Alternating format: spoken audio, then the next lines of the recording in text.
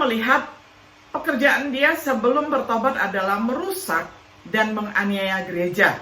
Saulus memasuki rumah, menyeret pria dan wanita untuk dimasukkan ke dalam penjara. Ia memasuki rumah-rumah ibadat, memenjarakan dan memukuli orang-orang yang percaya kepada Yesus.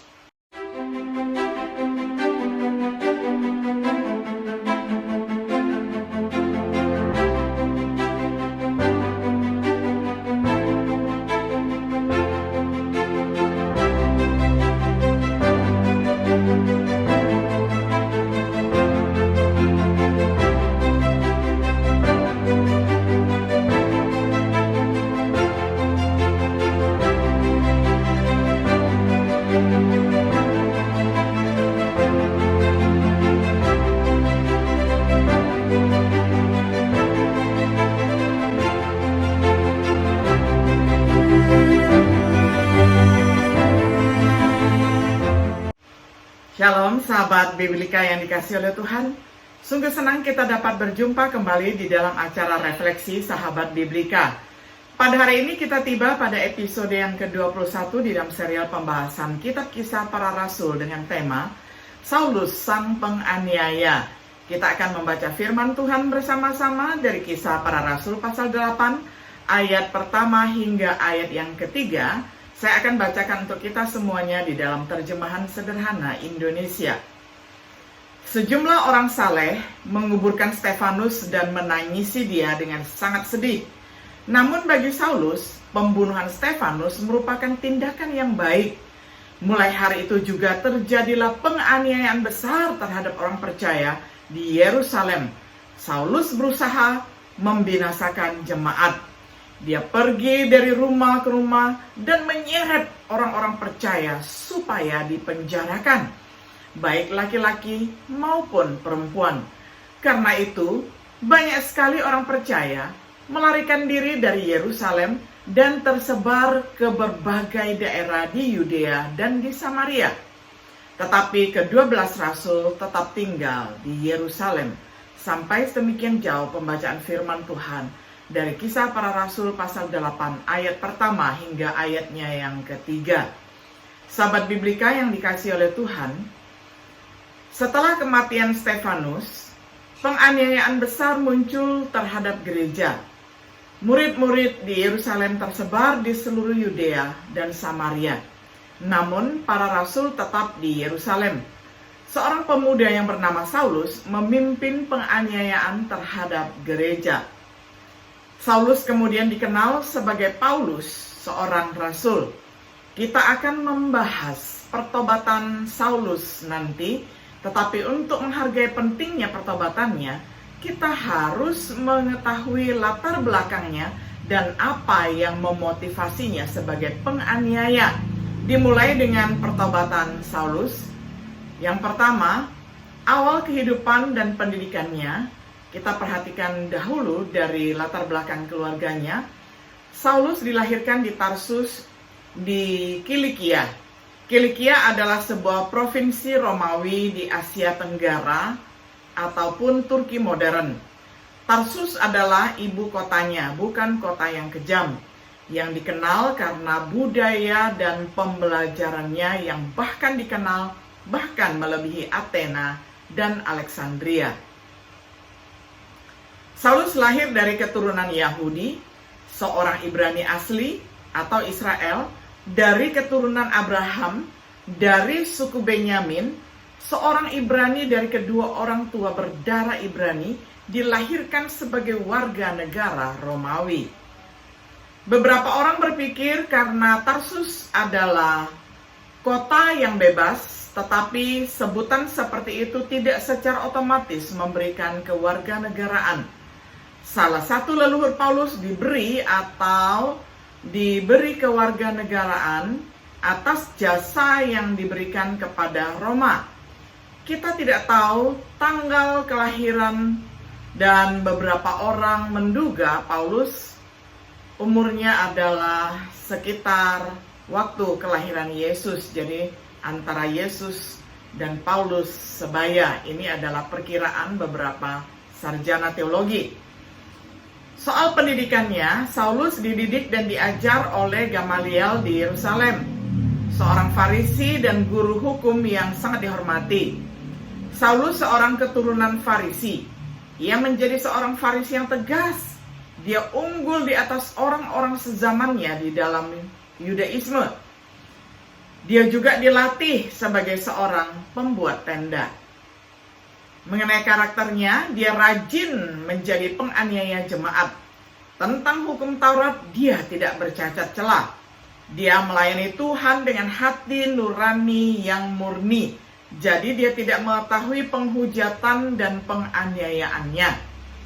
Dengan kehidupan awal dan pelatihannya, Saulus dari Tarsus berada di jalur cepat dalam hal keyakinan agamanya. Semangat yang tulus di dalam membela imannya yang mengarah kepada karirnya yang singkat namun penuh semangat sebagai penganiaya gereja ataupun penjahat gereja. Di dalam peristiwa kematian Stefanus, Saulus hadir pada kematian martir Kristen yang pertama. Sesudah mendengar perkataan Stefanus itu, mereka berteriak sambil menutup telinga, lalu serentak menyerang dia. Mereka menyeretnya keluar kota dan melempari dia dengan batu sampai mati. Dan orang-orang yang tadi bersaksi melawan Stefanus meninggalkan jubah mereka di dekat kaki seorang pemuda bernama Saulus. Dia menyetujui kematian Stefanus. Sejumlah orang saleh menguburkan Stefanus dan menangisi dia dengan sangat sedih. Namun bagi Saulus, pembunuhan Stefanus merupakan tindakan yang baik. Dan ketika Stefanus, saksimu yang setia itu dibunuh, saya juga berdiri di sana dan mendukung pembunuhannya. Bahkan saya menjaga jubah para pembunuh. Ini adalah kesaksian Saulus di kemudian hari ketika dia bertobat. Lalu kita melihat pekerjaan dia sebelum bertobat adalah merusak dan menganiaya gereja. Saulus memasuki rumah, menyeret pria dan wanita untuk dimasukkan ke dalam penjara. Ia memasuki rumah-rumah ibadat, memenjarakan dan memukuli orang-orang yang percaya kepada Yesus. Dia percaya perlu melakukan hal-hal yang bertentangan dengan nama Yesus. Dia memenjarakan orang percaya dengan otoritas imam kepala, memberikan suaranya menentang mereka saat mereka dihukum mati, memaksa mereka untuk menghujat, mengejar mereka ke kota-kota asing seperti Damaskus. Pengakuan Paulus di kemudian hari, Saulus mengakui bahwa dia menganiaya gereja di luar batas dalam upaya untuk menghancurkannya. Kalian pasti sudah tahu betapa ketatnya cara hidup saya dulu dalam agama Yahudi.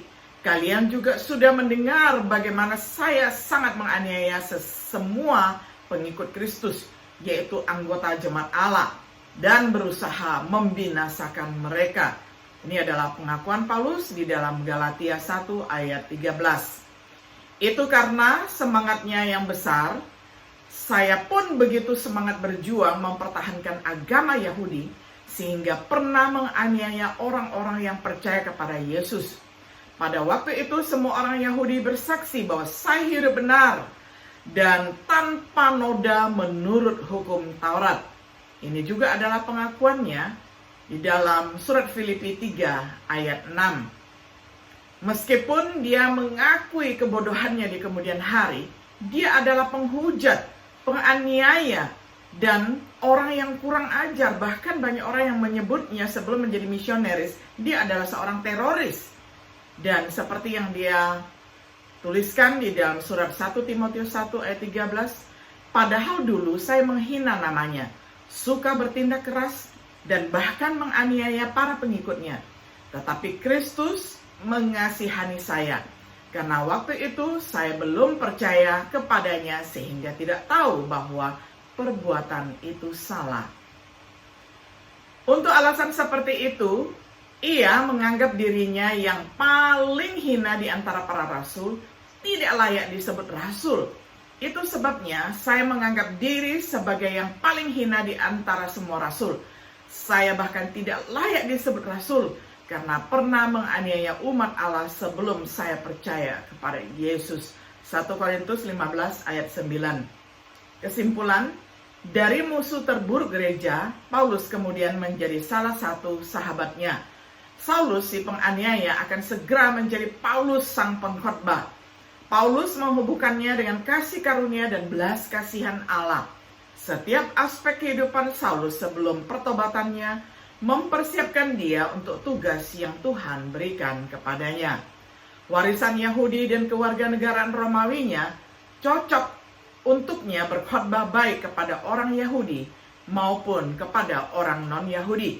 Pendidikannya oleh Gamaliel akan membantunya dengan baik di dalam tulisannya tentang hukum di dalam kitab Roma dan kitab Galatia. Keahliannya sebagai pembuat tenda akan membantunya dalam perjalanannya. Bahkan sejarahnya sebagai penganiaya akan memperkuat kesaksiannya sebagai saksi mata Kristus. Tetapi yang paling penting, pertobatannya terlepas dari penganiayaannya terhadap gereja menjadi contoh yang luar biasa dari belas kasihan Tuhan. Jadi perkataan ini sungguh benar dan pantas dipercaya sepenuhnya. Kristus Yesus sudah datang ke dunia untuk menyelamatkan orang-orang berdosa. Di antara orang-orang berdosa itu, sayalah yang paling berdosa. Namun justru karena besarnya dosa itulah, saya dikasihani dan diampuni, supaya melalui saya, orang-orang bisa melihat kesabaran Kristus Yesus yang luar biasa. Kristus sudah menunjukkan kesabarannya kepada saya untuk menjadi contoh bagi orang-orang yang mau percaya kepadanya dan memperoleh hidup kekal. Ini tulisan pengakuannya di dalam 1 Timotius pasal 1 ayat 15-16. Sudahkah saudara memperoleh belas kasihan yang ditawarkan di dalam Yesus Kristus? Tidak peduli bagaimana saudara hidup di masa lalu, saudara dapat dibenarkan oleh kasih karunia-Nya. Sahabat Biblika yang dikasihi oleh Tuhan, banyak di antara kita yang memiliki latar belakang tidak jauh berbeda dengan Saulus sebelum bertobat dan setelah bertobat menjadi Rasul Paulus. Kita melihat bagaimanapun juga dia sadar bahwa dia adalah rasul yang dia rasa paling hina di antara semua rasul yang ada karena pernah menganiaya jemaat Kristus. Namun dia juga menghitung dan melihat bahwa kasih karunia anugerah yang begitu luar biasa dari Yesus Kristus dia perhitungkan sebagai batas kesabaran Sang Tuhan kepada dirinya yang terpilih untuk menjadi rasul yang berikutnya akan menjadi seorang rasul yang besar yang menuliskan banyak kitab, sehingga akhirnya Rasul Paulus patut menjadi contoh bagi kita semuanya. Kiranya setiap diri kita yang memiliki masa lalu yang merasa pahit dan sebagainya, serta merasa tidak jauh berbeda jahatnya dengan Saulus, kiranya kita boleh terhibur karena Tuhan memberikan belas kasihan kepada orang yang dia beri belas kasihan, sehingga kita yang sudah bertobat dan diberikan anugerah hidup baru, kita dapat menjadi rekan sekerja Allah dan kita adalah sahabatnya dan kita adalah rekan kerjanya sampai Tuhan nanti datang menjemput kita. Kiranya Tuhan Yesus menyertai dan memberkati kita semuanya. Shalom.